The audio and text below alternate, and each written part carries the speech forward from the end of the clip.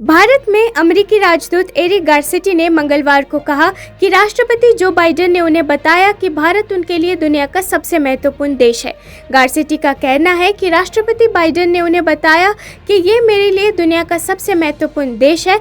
मैं कुछ ऐसा सोचता हूँ जो हमारे दोनों देशों के इतिहास में किसी भी अमेरिकी राष्ट्रपति ने कभी नहीं कहा है। अमेरिका में 6% करदाता भारतीय अमेरिकी है। अमेरिकी राजदूत ने कहा, तकनीक से लेकर व्यापार तक, पर्यावरण से लेकर महिला सशक्तिकरण तक, छोटे व्यवसायों से लेकर अंतरिक्ष तक, हम कहा करते थे कि आकाश ही सीमा है, लेकिन अब जब अंतरिक्ष में एक साथ हम काम कर रहे हैं तो अब आकाश भी सीमा नहीं है। समुद्र तल से लेकर आकाश तक अमेरिका और भारत अच्छाई की ताकत है और इस दुनिया को आगे बढ़ाने के लिए एक शक्तिशाली ताकत है। The most important country in the world to me. I think something that no American president has ever uttered in the history of our two countries. The US and India are a force for good and a powerful force to move this world forward. 4 million people who represent 1% of the population of America are now 6% of the tax base. The universe has a curious way of connecting people and dreams. And now suddenly I'm living that dream here when भारतीय अंतरिक्ष अनुसंधान संगठन इसरो ने 1969 में launch होने के बाद से कई उल्लेखनीय उपलब्धियां हासिल की हैं। पिछले कुछ वर्षों में इसरो की उपलब्धियां अपने वैश्विक साथियों से मेल खाती है और हर भारतीय को गौरवान्वित करती है। लागत प्रभावी मिशनों के साथ इसरो ने अन्य सरकारी एजेंसियों के लिए भी उत्कृष्ट मानक बनाए। इसरो ने अपने विजन, मिशन और उद्देश्यों का पूरा करने के लिए 3 नैनो सैटेलाइट, 1 माइक्रो सैटेलाइट सहित लगभग 668 अंतरिक्ष मिशन पूरे किए हैं। इसरो ने ध्रुवीय उपग्रह प्रक्षेपण यान PSLV का उपयोग करके 104 उपग्रहों को प्रक्षेपित करके विश्व रिकॉर्ड भी बनाया। इसके अलावा इसरो ने 2014 में इतिहास रचा। भारत अपने पहले ही प्रयास में सफलतापूर्वक मंगल ग्रह पर पहुंचने वाला पहला देश बन गया। 2015 में इसरो द्वारा सबसे भारी वाणिज्यिक मिशन शुरू किया गया था, जहां उन्होंने 1440 किलोग्राम भार लॉन्च किया था। चंद्रयान 1 2008 में पहला चंद्र मिशन सफल माना गया क्योंकि इसने अपने नियोजित उद्देश्य का 95% हासिल किया।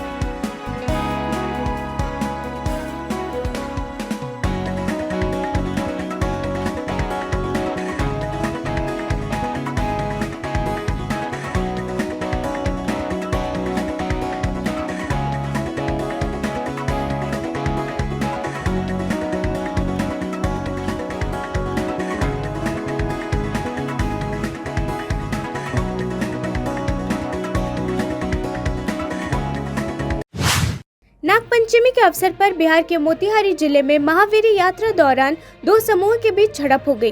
पुलिस के मुताबिक सोमवार को हुई झड़प में पुलिस कर्मियों समेत कई लोग घायल हो गए। प्रारंभिक जानकारी के मुताबिक जुलूस पीपरा गांव से पछियारी टोला जा रहा था। इस घटना में दरपा थाना के प्रभारी धर्मेंद्र यादव भी घायल बताए जा रहे हैं। मोतिहारी के SP कांतेश कुमार मिश्रा ने बताया कि पुलिस ने तुरंत कार्रवाई करते हुए मामला दर्ज कर लिया है। मौके का SDO और SDPO ने निरीक्षण किया है। मौके पर मजिस्ट्रेट और अतिरिक्त बल तैनात है और स्थिति सामान्य और नियंत्रण में है। उपद्रवियों के खिलाफ कार्रवाई की जाएगी। महावीरी झंडा में पीपरा गांव में दरपा थाना अंतर्गत वहाँ झड़प हुई थी। इसके अतिरिक्त कल्याणपुर और मेथी में भी साधारण झड़प की बातें आई है। पुलिस ने त्वरित कार्रवाई करते हुए प्राथमिकी दर्ज की है तीनों मामलों में और घटनास्थल का SDO SDPO द्वारा विजिट किया गया है।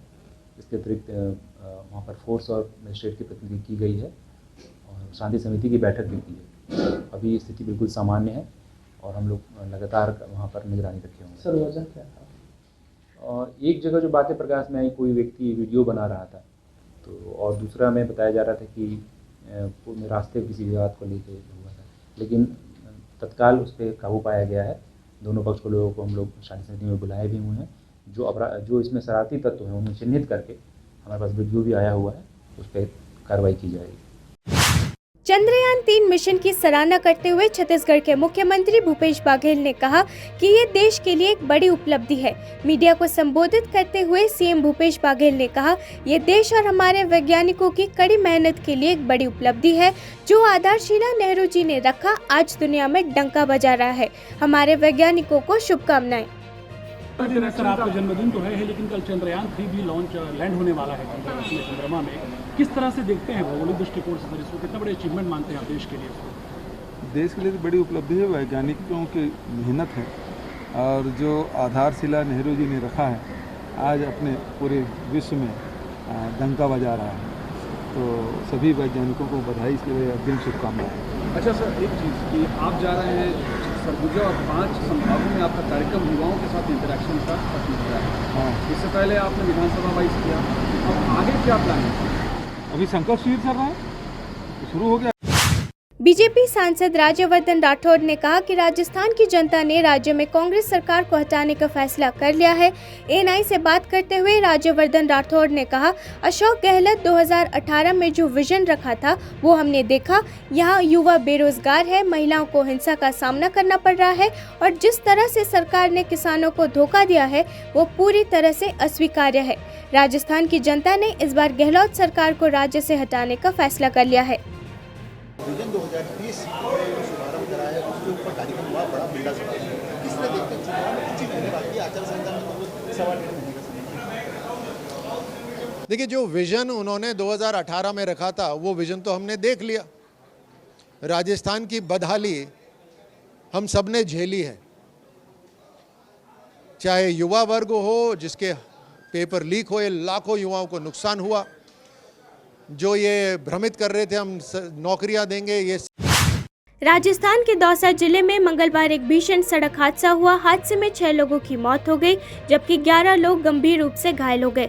जिले के महुआ मंडावर सड़क राजमार्ग पर मंगलवार दोपहर तेज रफ्तार से आ रही कोल्ड ड्रिंक से भरी मिनी ट्रक अनियंत्रित होकर सवारियों से भरी जीप के ऊपर पलट गई।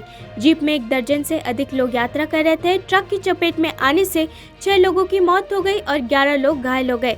दुर्घटना के बाद लोगों की चीख पुकार सुनकर मौके पर सैकड़ों ग्रामीण पहुंचे और राहत बचाव कार्य में जुट गए।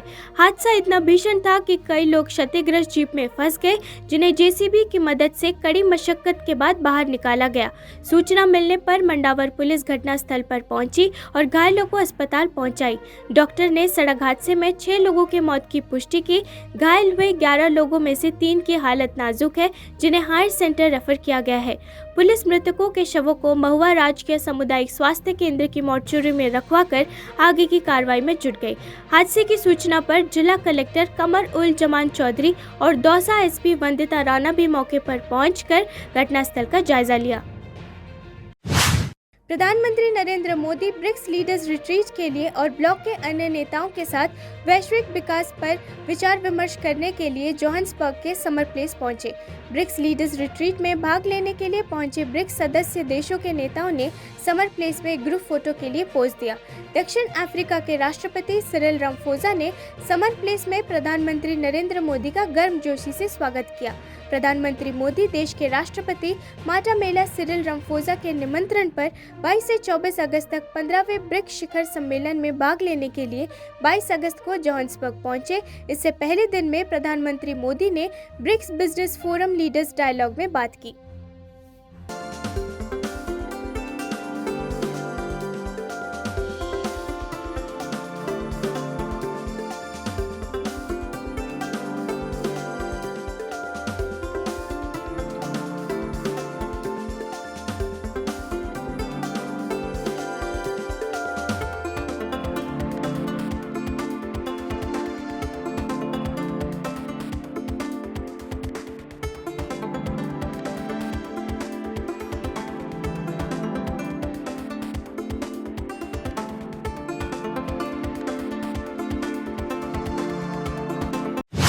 भाजपा सांसद रविशंकर प्रसाद ने राज्य में कानून व्यवस्था की स्थिति को लेकर बिहार सरकार की आलोचना की। एएनआई से बात करते हुए रविशंकर प्रसाद ने कहा, कानून व्यवस्था की कमी के कारण बिहार में आतंक है, दलित अधिकारियों की हत्या हो रही है। हम जानते हैं कि 2024 के लोकसभा चुनाव और 2025 के विधानसभा चुनाव में क्या होगा। बिहार की जनता उन्हें बेनकाब करने के लिए समय का इंतजार कर रही है। बीजेपी दलितों को सबसे ज्यादा सम्मान देती है। उनका काम सिर्फ दिखावा है, लेकिन हम जमीन पर काम करते हैं। जो दिखावा के लिए राजनीति करते हैं उन्हें करने दीजिए। बिहार के लोग उन्हें बेनकाब करने का इंतजार कर रहे हैं। जहानाबाद में अमीन को कान पर पिस्तौल लगा कर कहता है कि मेरे अनुसार तुम टाइटल बनाओ, तो एक खौफ का राज है। मैंने किसकी बात की? जिनके पास ताकत है, रसूख है, वो भी डरे हुए हैं। अगर मुजफ्फरपुर में रेस्टोरेंट में गोली चलती है, लोग जान बचाकर भागते हैं, ये खौफ का राज है। और नागपंचमी के दिन बगहा में और बाकी जगह हमला होता है और पत्थरों, छत से पत्थर फेंके जाते हैं हरे झंडे के साथ, तो ये तुष्टिकरण भी है, खौफ का राज है। नीतीश बाबू 5 से 10 तो आप संभाले हुए थे, हम लोग के साथ थे, इन लोगों का कन्विक्शन भी हुआ था। अब क्या हो गया है?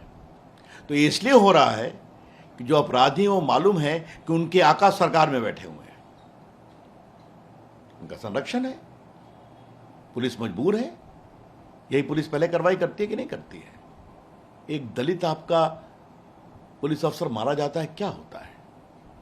अब तो लालू प्रसाद के समाज के लोग ही मारे जा रहे हैं ना। ये क्या हो गया है बिहार में? नीतीश बाबू, देश बाद में संभालिएगा, तो संभलेगा नहीं, वहां वैकेंसी भी नहीं है आपके लिए।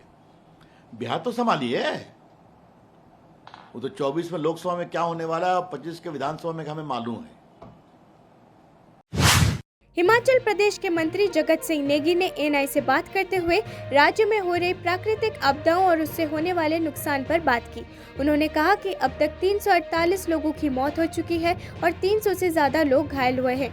उनका कहना है कि मानवीय क्षति की बात करें तो अब तक 348 लोग मारे गए हैं और 300 से अधिक लोग घायल हैं। आईएमडी का अलर्ट 10 जिलों में जारी किया गया है। मौसम सामान्य होने पर तलाशी अभियान फिर से शुरू किया जाएगा।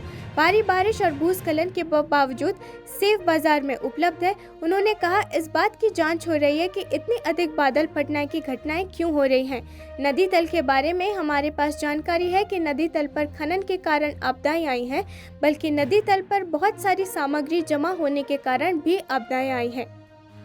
तक ह्यूमन लॉस की बात करें तो 348 लोगों ने अभी तक जान गंवाई है और 38 के करीब अभी लोग जो है मिसिंग भी है और करीब 300 से ऊपर जो लोग हैं इंजर्ड भी हैं। तो इसी तरह से आईएमडी का जो अभी अलर्ट है 72 घंटों के लिए, उसमें 10 डिस्ट्रिक्ट, ट्राइबल डिस्ट्रिक्ट को छोड़कर 10 डिस्ट्रिक्टों में ये अलर्ट जारी है। जो सर्च ऑपरेशन शिमला में चल रहा था, टेम्परेरीली उसको रोक दिया गया है रेन की वजह से, क्या चंद्रयान 3 की सफल लैंडिंग के लिए देश भर में दुआओं और प्रार्थनाओं का दौर जारी है।